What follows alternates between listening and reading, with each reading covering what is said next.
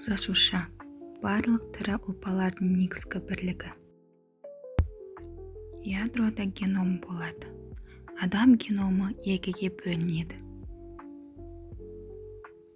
Және 23 хромосомадан тұрады. Әрбір хромосомада ДНК-ның ұзын тізбегі болады. Олар гистондар деп аталатын белоктар айналасында қоршалып тұрады.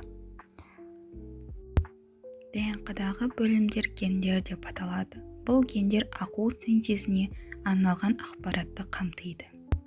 Ген қосылған кезде геннің басына РНК полимераза ферменті бекітіледі. Ол ДНК бойымен қозғалып, ақпараттық РНК бөлігін құрайды, яғни ядродағы қос негіздермен қосылады. ДНК коды оның ретін анықтайды. Ақпараттық РНК қос негіздермен қосыла бастайды. Бұл процесс транскрипция деп аталады. Яғни ДНК-дан ақпараттық РНК-ның алынуы.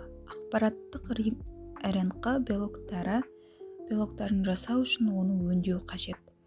Бұл процессинг деп аталады.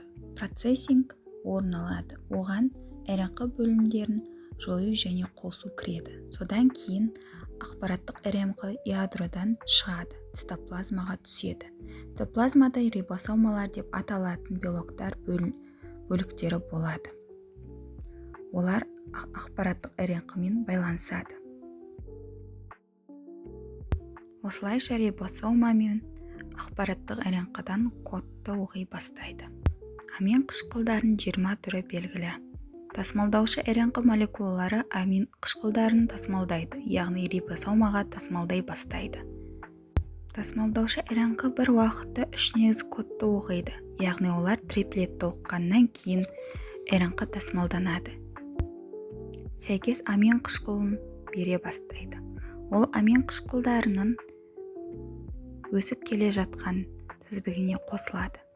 Соңғы амин қышқылы қосылғаннан кейін күрделі белок түзіледі.